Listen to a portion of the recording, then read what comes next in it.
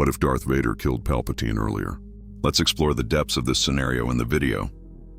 Palpatine's scream echoes through the throne room as crimson blade pierces his chest. Emperor Sheev Palpatine, master of the galaxy, crumples to the floor, dead, killed by his own apprentice. But this isn't Return of the Jedi. This isn't Luke Skywalker's redemption of his father. This is something far more dangerous. This is Darth Vader, consumed by rage, discovering the truth about his wife's death years before he was supposed to. The revelation hit him like a Death Star super laser. Luke Skywalker is his son, which means Palpatine lied about everything. If Luke lives, then what else was a lie? Did Padme really die from his actions on Mustafar? Or did his master orchestrate her death to ensure his complete fall to the dark side? The answer would change everything. And when Vader learned the truth, the galaxy would never be the same. The Emperor's words echo in his memory. Spoken in that throne room on Coruscant so many years ago, it seems, "In your anger you killed her. Padme, beautiful, passionate Padme, who died as he was reborn as Vader," or so he was told. But if Luke survived, if Leia survived as he now suspects, then perhaps Padme's death wasn't as simple as Palpatine claimed. Vader's mechanical hands clench into fists. He reaches out with the Force, sifting through fragments of that terrible day on Mustafar. Through the pain and rage, he begins to piece together what really happened. He remembers Padme's ship, her confrontation with him, her fall. But he also remembers something else, something the Emperor conveniently omitted. He remembers Palpatine arriving, taking Padme aboard his ship. He remembers being told she died in childbirth, not from his Force choke. The realization hits him like a supernova. Palpatine had been there. Palpatine had saved him, yes, but had also allowed Padme to die. Had perhaps even orchestrated her death to ensure Vader's complete fall to the dark side. The Emperor needed Vader consumed by guilt and hatred, needed him to believe that his love had killed the only person who mattered. It was the perfect chain to bind him, but chains can be broken. Vader's eyes snap open, yellow and burning with Sith fury. But this time, the anger isn't directed at the rebellion, or the Jedi, or even himself. It's focused on one target, his master. The man who had manipulated him from the very beginning, who had stolen not just his body, but his hope, his love, his very soul. The meditation chamber opens with a mechanical whir, and Vader rises, his cape billowing behind him. He replaces his helmet with deliberate slowness, each component clicking into place like armor being donned for war. When the final seal engages and his breathing returns to its rhythmic cadence, Darth Vader is no longer the broken servant of Emperor Palpatine. He is something far more dangerous, a Sith Lord with nothing left to lose. Admiral Piet approaches cautiously as Vader strides onto the bridge of the Executor. The crew has learned to read their Lord's moods through the subtle changes in his posture, the cadence of his breathing, the way the air itself seems to thicken around him when he's particularly dangerous. Today, that danger feels different, more focused, more deadly, my lord, Piet ventures. We've received new orders from the Emperor. He wishes to speak with you regarding the rebel fleet's movements. Vader doesn't acknowledge the Admiral immediately. Instead, he stares out at the swirling vortex of hyperspace beyond the viewports. Somewhere out there, Luke Skywalker is learning the ways of the Force, probably from some hidden Jedi. His son is being trained to oppose him, to stand against everything Vader has become. The irony is almost amusing. Almost. Admiral, Vader says finally, his voice carrying an edge that makes Piet instinctively step back. Set course for Coruscant. Maximum speed. At once, my lord. Should I inform the Emperor of our arrival? Vader turns, and even behind the mask, Piet can feel the weight of that terrible gaze. No, this visit will be unexpected. The journey to Coruscant takes 18 hours. 18 hours during which Vader meditates on what he must do. He has spent over 2 decades as Palpatine's enforcer, his weapon, his right hand. He knows the Emperor's habits, his routines, his weaknesses. More importantly, he knows his overconfidence. Palpatine believes himself untouchable, believes that Vader is too broken, too dependent on him to ever pose a real threat. That belief will be his downfall. As the Executor drops out of hyperspace above the galactic capital, Vader can feel Palpatine's presence like a cold star in the Force.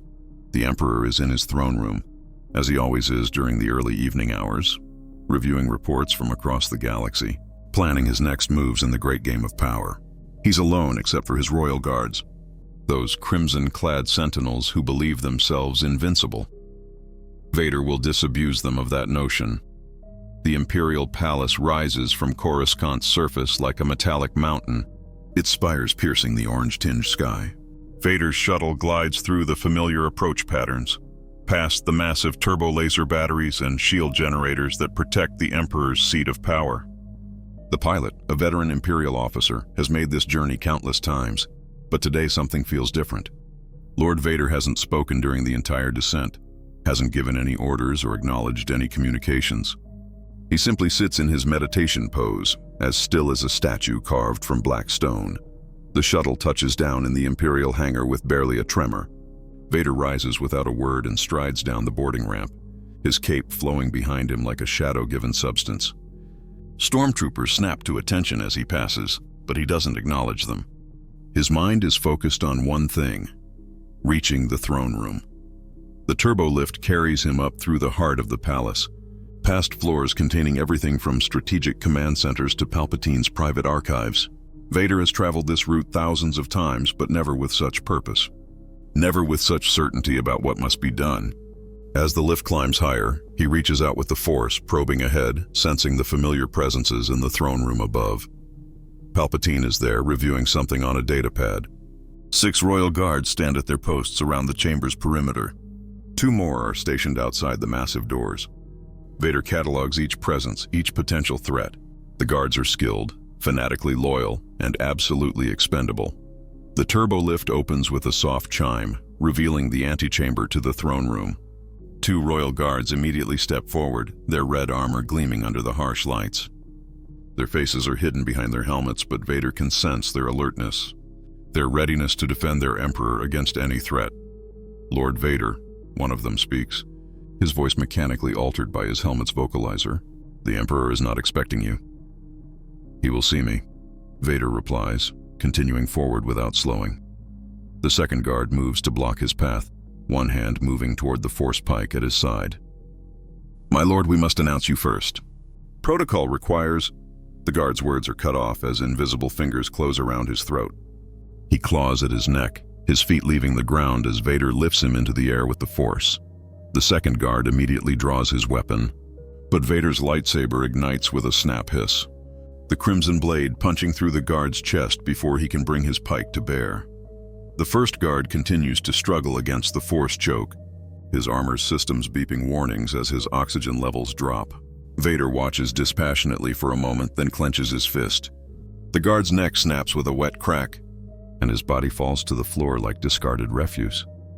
The massive doors to the throne room part slowly, their ancient mechanisms grinding with the weight of centuries.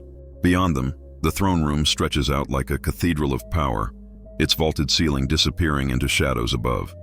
At the chamber's far end, Emperor Palpatine sits upon his throne, a figure of deceptive frailty wrapped in dark robes. "Ah, Lord Vader," Palpatine's voice carries across the vast space, warm and welcoming as always. "What an unexpected pleasure. I trust your meditation has provided you with clarity." Vader strides forward, his boots echoing in the silence. The remaining 6 royal guards shift subtly, hands moving to their weapons, but they don't draw them. Not yet. They await their master's command. "Indeed it has, my master," Vader replies, continuing his approach. Clarity about many things.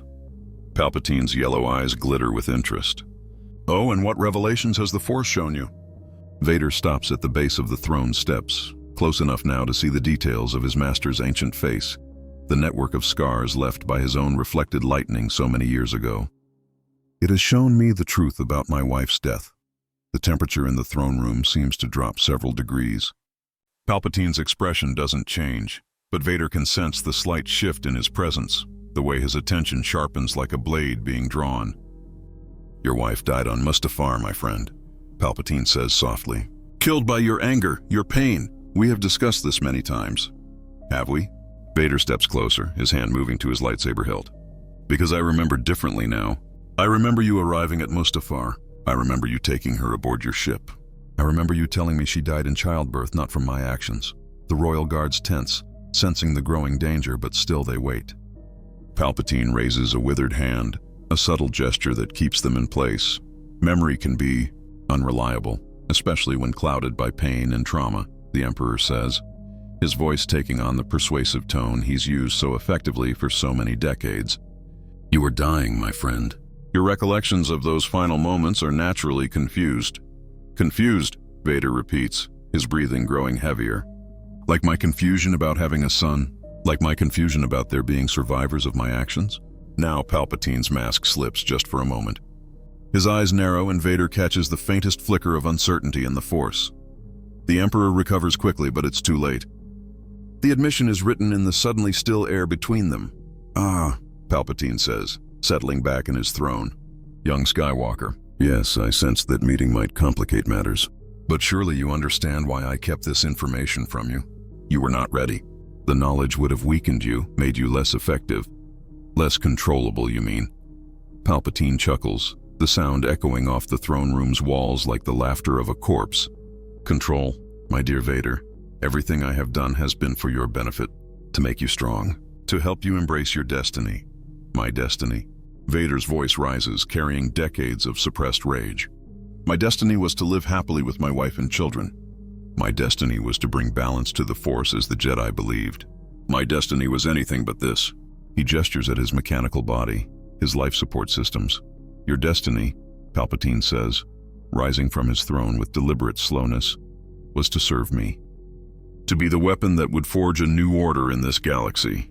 Everything else, your wife, your children, your pathetic dreams of happiness, they were obstacles to be removed. The admission hangs in the air like a death sentence. For a moment, the throne room is utterly silent except for the mechanical rhythm of Vader's breathing. Then, with a sound like thunder, his lightsaber ignites. You killed her, Vader says, his voice now a growl of barely contained fury. She survived Mustafar. She gave birth to our children. And you killed her. Palpatine doesn't deny it. Instead, he smiles, that terrible, predatory expression Vader has seen him use when discussing the deaths of billions. She was weak, clinging to ideals of peace and democracy even as the galaxy burned around her. She would have turned you soft, made you hesitate when strength was required. So yes, I removed her, just as I removed the Jedi, just as I have removed every obstacle to my rule. The rage that fills Vader in that moment is beyond anything he has ever experienced, beyond even the fury that consumed him on Mustafar. It's the rage of a man who has lost everything, who has discovered that his entire existence has been built on lies. It's the rage of a father who never got to hold his children, of a husband who never got to say goodbye to his wife. And now, Vader says, raising his lightsaber, I will remove you. Palpatine's response is instantaneous. Lightning erupts from his fingertips, a torrent of blue-white energy that crashes against Vader's blade. The Sith Lord staggers under the assault, his lightsaber absorbing what it can, but the Emperor's power is immense. Energy arcs around the blade, searing his armor, overloading his life support systems. But Vader has advantages now that he didn't possess as Anakin Skywalker. He has spent 20 years learning to harness pain, to transform suffering into strength. Every shock that courses through his body only feeds his anger, makes him more powerful. He pushes forward against the lightning, step by step, his lightsaber cutting through the crackling energy. The royal guards finally spring into action, their crimson blades igniting as they rush to defend their master. But they have made a fatal error. They have underestimated what a truly angry Sith Lord can accomplish. Without breaking his advance on Palpatine, Vader reaches out with his free hand. The Force flows through him like molten metal, and he seizes all 6 guards at once. Their feet leave the ground as invisible fingers crush their throats, their weapons falling from nerveless hands. With a casual gesture, he hurls them against the throne room's walls with such force that their armor crumples like foil. Palpatine's eyes widen as he realizes the extent of Vader's fury. He pours more power into his lightning attack, drawing on reserves of dark side energy that he has hoarded for decades. The air itself begins to burn, and the metal floor beneath Vader's feet starts to melt and warp. But Vader continues his inexorable advance. His armor is smoking, his life support system sparking and failing, but still he comes. The mechanical breathing that has been his signature for so long becomes labored, desperate. But he doesn't stop. He cannot stop. Not when he's this close to avenging everything that was stolen from him. You cannot defeat me, Palpatine shrieks, his composed facade finally cracking. I am the Emperor. I am the Senate. I am the chosen of the dark side. No, Vader replies, his voice barely a whisper now as his respiratory systems fail. You are nothing but a parasite, and parasites must be burned away. With a final surge of strength, Vader breaks through the lightning barrier. His lightsaber, superheated from absorbing so much energy, sweeps in a perfect arc. Palpatine tries to dodge, tries to call on the Force to protect himself, but he has poured too much of his power into the lightning attack. He's vulnerable for just a moment. It's enough. The crimson blade passes through the Emperor's neck like it's made of mist. For a heartbeat, Palpatine's expression is one of pure shock. Then his head topples from his shoulders and his body crumples to the throne room floor. Emperor Sheev Palpatine, Master of the Galaxy, is dead. Vader staggers, his damaged life support systems finally giving out entirely. He collapses to his knees beside his former master's corpse, his breathing becoming a wet, labored wheeze. Without his helmet's respirator, he can feel his damaged lungs failing, can taste blood on his lips. But as death approaches, Vader feels something he hasn't experienced in over 20 years. Peace. He has avenged his wife. He has struck down the monster who destroyed his life and twisted him into a weapon of oppression. The galaxy is free of Palpatine's influence. Yet even as his vision begins to darken, Vader realizes that killing the Emperor has solved nothing. The Empire still exists. Its vast military machine still oppresses billions. The Death Star project still proceeds. And now, instead of a politically cunning master who at least maintained some pretense of civilization, the galaxy will be ruled by Darth Vader. The irony is not lost on him as consciousness fades. Vader awakens in a medical bay aboard the Executor, his body encased in new life support systems. The medical droids have worked tirelessly to repair the damage from Palpatine's lightning, replacing burned circuits and damaged organs with mechanical alternatives. He is more machine than ever, but he lives. Admiral Piet stands nervously at the foot of the medical table, flanked by several other high-ranking Imperial officers. Their expressions are a mixture of fear, uncertainty, and barely concealed ambition. News of the Emperor's death has spread throughout the fleet, and already the vultures are circling. My lord, Piet begins hesitantly. The Imperial Council is demanding answers. Grand Moff Tarkin has declared martial law in the core worlds. Moff Jerjerrod has withdrawn the Mid-Rim fleet to his personal command. The Empire is fragmenting. Vader sits up slowly, his new mechanical body responding with fluid precision. The medical droids have outdone themselves. He feels stronger than he has in years, but strength alone will not hold the Empire together. And the Death Star? He asks. Construction continues under Director Krennic's supervision, Piet reports. But without the Emperor's direct authority, several governors are questioning the project's funding. Some are even suggesting it should be abandoned. Vader rises from the medical table, his cape settling around his shoulders like the wings of some great bird of prey. The officers instinctively step back, even though he has made no threatening gestures. His very presence radiates danger now, more so than ever before. Send word to all Imperial commands, Vader orders, his voice carrying new authority. I am the Emperor now. Any who question this will face me personally. The officers exchange glances. Grand Admiral Thrawn, who has remained silent until now, finally speaks. My lord, while your elevation is certainly within Imperial protocol, there will be those who resist. The Moffs have grown accustomed to considerable autonomy under Palpatine's rule. They may not accept a new master so readily. Vader turns to face the blue-skinned Chiss, and Thrawn doesn't flinch.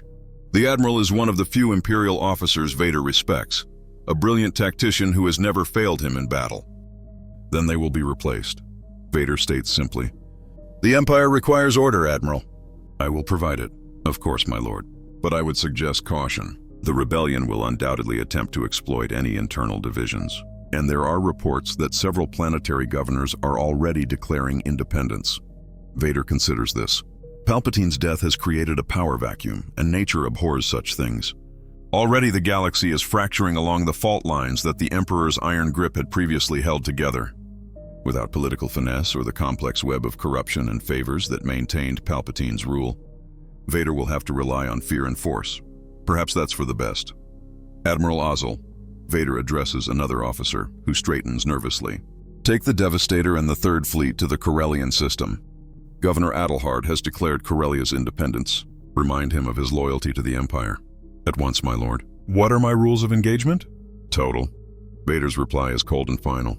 If Adelhard does not surrender within 1 hour of your arrival, you will reduce his capital city to ash. Then you will find a more compliant governor. Ozzel swallows hard but nods. This is a different Darth Vader than the one who served Palpatine. That Vader was controlled, focused, precise in his violence. This new Vader seems willing to burn entire worlds to maintain control. Thrawn, Vader continues, you will take personal command of suppressing the rebellion in the Outer Rim. Use whatever methods you deem necessary. I want those systems brought back into the fold within 6 months. Understood, my lord. And the Death Star project? Will continue as planned, but we will accelerate the timeline. I want that weapon operational within the year. The officers file out to carry out their orders, leaving Vader alone in the medical bay. He walks to a viewport and stares out at the stars, countless points of light representing worlds that now look to him for leadership. The responsibility should feel overwhelming, but instead it feels liberating. For the first time in over 20 years, he is not following someone else's orders. He is not a weapon wielded by another's hand. He is the master of his own destiny, free to shape the galaxy according to his will. The question is, what does Darth Vader want? The answer comes to him with crystalline clarity. He wants order. He wants peace. He wants an end to the chaos and suffering that has plagued the galaxy for so long. And if he must break a few million rebellious spirits to achieve it, so be it. But first, there is a more personal matter to attend to. Luke Skywalker. His son. The boy is out there somewhere, probably training with whatever pathetic remnant of the Jedi Order still exists. Luke has been poisoned against his father by rebel propaganda, taught to see Vader as a monster rather than as someone who could offer him everything. That will change. Vader activates a communications terminal and sends out a priority message on all Imperial frequencies, as well as several channels he knows the rebellion monitors. Luke Skywalker, I know you can hear this. I am your father and I offer you a choice. Join me, and together we can bring order to the galaxy. Continue to resist, and you will share the fate of all rebels. You have 48 standard hours to decide. The message will cause chaos in both Imperial and Rebel ranks, but Vader doesn't care. Let them scramble and panic. Let them try to understand what this new dynamic means for their petty conflicts. All that matters is reaching his son. The next 48 hours pass with agonizing slowness. Reports flood in from across the galaxy as Vader's new regime makes its presence felt. Admiral Ozzel successfully brings Corellia back into Imperial control, though at the cost of 3 million civilian casualties. Several other systems surrender rather than face similar fates. But others dig in for prolonged resistance, and suddenly the Empire finds itself fighting on dozens of fronts simultaneously. The rebellion, meanwhile, has gone completely to ground. Their main fleet has disappeared, likely scattered across remote systems to avoid the Imperial crackdown. Intelligence reports suggest they're as shocked by Palpatine's death as anyone, uncertain how to respond to this new threat. But there's no response from Luke. Vader stands in his private quarters aboard the Executor, staring at a holographic star chart that shows the galaxy in all its vast complexity. Red markers indicate systems in open rebellion. Yellow shows those with questionable loyalty. Green represents the few sectors that remain firmly under Imperial control. The map is mostly red and yellow now. A soft chime indicates an incoming transmission. Vader accepts it, and the image of a young man materializes in the air before him. Luke Skywalker looks older than when they last met, more weathered, but his eyes still hold that idealistic fire that reminds Vader so painfully of Padme. I received your message, Luke says without preamble, and my answer is no. Vader feels a familiar surge of anger, but he controls it. This is his son, not some random rebel to be crushed without thought. You haven't heard my full offer. I don't need to. I know what you are, what you've become since killing the Emperor. The reports from Corellia, from Malastar, from a dozen other worlds. You're not bringing order, Father. You're bringing terror. Order and terror are often indistinguishable, Vader replies. Palpatine understood this. He ruled through fear because fear is the only thing that truly motivates beings to obey. Love, loyalty, honor. These are luxuries that fade when survival is at stake. Luke shakes his head, and the motion is so reminiscent of Padme that Vader feels something crack inside his mechanical heart. That's not true. That's not how it has to be. How would you know? The words come out harsher than Vader intended. You've lived a sheltered life on a backwater farm. You've never seen what I've seen, never been responsible for maintaining order across a galaxy of trillions. Peace requires strength, Luke. Strength requires sacrifice. Whose sacrifice? The families you murdered on Corellia? The children who watched their parents burn? Acceptable losses in service of the greater good. Is that what you told yourself when you killed the younglings at the Jedi Temple? The question hits Vader like a physical blow. For a moment, he's transported back to that terrible day, seeing again those small, trusting faces looking up at him with confusion and fear. He can still hear their screams, still smell the acrid scent of burned flesh. That was different, he manages. That was necessary to prevent a greater tragedy, was it? Or was it just easier to blame them for the Empire's problems? Just like it's easier to blame entire worlds for the rebellion instead of asking why they rebel in the first place? Vader's anger flares, and Luke's image flickers as dark side energy interferes with the transmission. You know nothing of leadership, nothing of the burdens of power. I am trying to create a galaxy where your children can grow up in peace. By ruling through fear? By becoming everything the Jedi fought against? Luke's voice softens slightly. Father, I know there's still good in you. I felt it when we fought. But this path you're on, it's not justice. It's not peace. It's just revenge. Revenge? Vader laughs, a sound like grinding metal. Revenge would be hunting down every being who ever served Palpatine and making them pay for their complicity. Revenge would be turning the entire galaxy into ash and starting over. What I am doing is mercy. Then show me that mercy. Surrender yourself to the Rebel Alliance. Help us rebuild a republic that actually serves its people instead of oppressing them. Never. The word comes out as a hiss, and Vader can see Luke flinch at the venom in it. The Republic was weak, corrupt. It allowed beings like Palpatine to rise to power through manipulation and lies. A strong hand is needed to prevent such failures. Luke is quiet for a long moment, and Vader can sense his son's internal struggle through the Force. Finally, the young Jedi speaks again. Then you've made your choice, and I've made mine. But know this, Father, I won't stop fighting you, and neither will the Alliance. Then you will die like all the rest. Luke's expression hardens, and suddenly Vader can see steel beneath the compassion, a core of strength that reminds him not of Padme, but of himself at that age. We'll see. The transmission ends, leaving Vader alone with his rage and his grief. He had hoped to turn his son, to show Luke that there was a place for him in the new order. Instead, he has driven the boy further away, made him into an enemy. So be it. If Luke wants to stand with the rebellion, he can burn with them. The war that follows is unlike anything the galaxy has ever seen. Where Palpatine would have used political maneuvering, propaganda, and carefully calculated brutality, Vader employs overwhelming force and barely restrained fury. Entire star systems are subjugated through sheer terror. Rebellious worlds are not simply occupied but made examples of, their populations relocated or worse.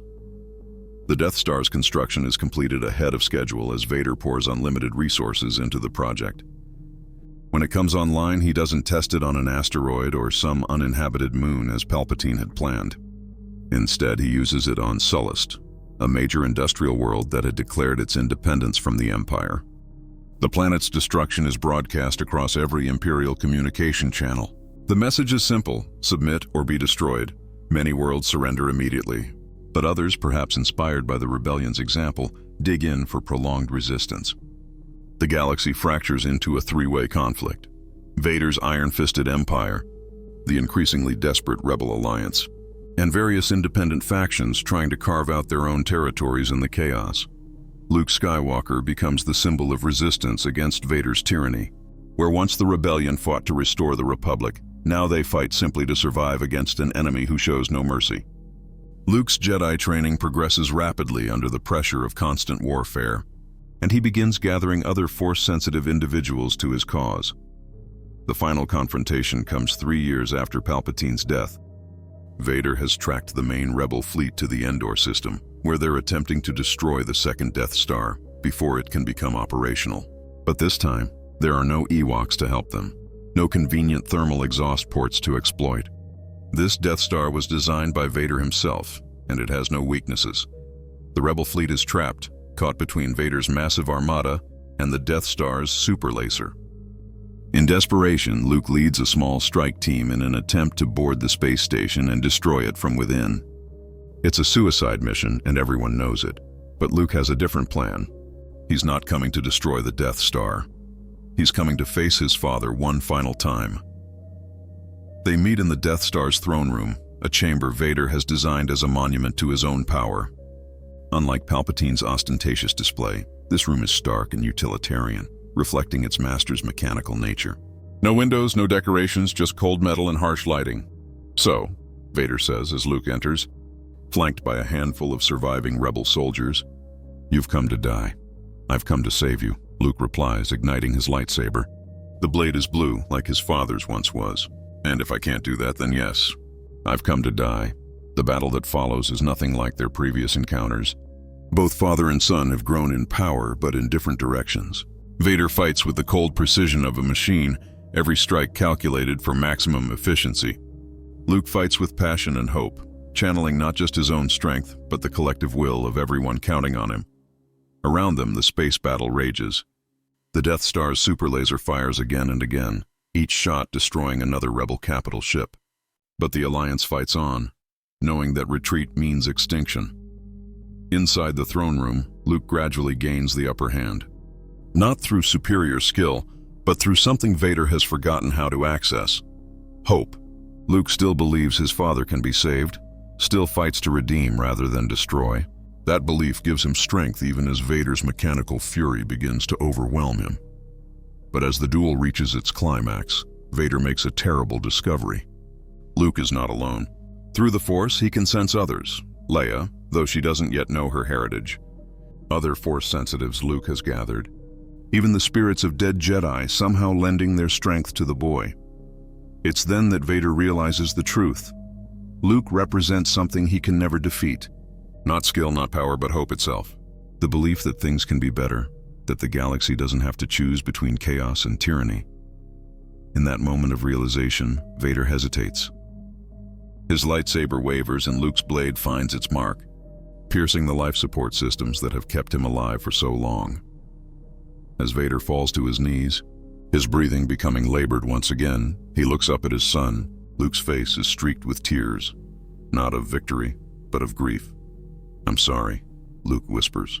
"I'm sorry I couldn't save you." Vader reaches up with one mechanical hand and touches his son's face. For just a moment, the yellow fades from his eyes, replaced by something that might almost be peace. "You already have," he rasps. "Tell your sister. Tell her about Padme. Tell her their mother was beautiful." With those words, Darth Vader dies, and with him, the last vestige of Anakin Skywalker's pain. The second Death Star explodes 20 minutes later, destroyed by Luke's sacrifice.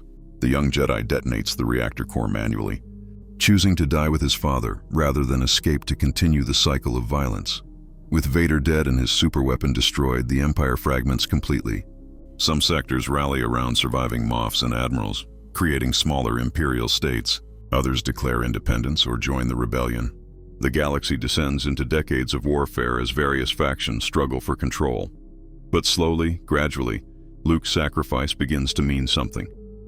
The rebellion, now led by Leia and the other survivors, fights not for vengeance but for the ideals Luke died defending. They work to build something new, something better than either the corrupt Republic or the oppressive Empire. It takes a generation, but eventually, a new galactic government emerges. One built on the lessons learned from past failures, the importance of checks and balances, the danger of concentrating too much power in any single individual, and above all, the need to remember that governments exist to serve people, not the other way around. In the end, Vader's early assassination of Palpatine didn't bring about the peace he thought it would. Instead, it revealed a fundamental truth: killing one tyrant doesn't prevent tyranny. Real change requires more than violence. It requires hope, sacrifice, and the willingness to build something better from the ashes of what came before. But perhaps that was Luke's greatest victory. Not defeating his father in combat, but showing through his own sacrifice that there was another way. That even in the darkest times, even when facing impossible odds, the light side of the Force offers something that no amount of power can provide: the possibility of redemption. The galaxy remembers Luke Skywalker not as the Jedi who could have been, but as the one who showed that sometimes the greatest victory is knowing when to choose hope over hatred, love over fear, and sacrifice over survival. That's our theory. The Star Wars universe is a galaxy filled with exciting stories and possibilities, and we love exploring them. If you want to accompany us on this journey to a galaxy far, far away, then please like, share, and subscribe to our channel.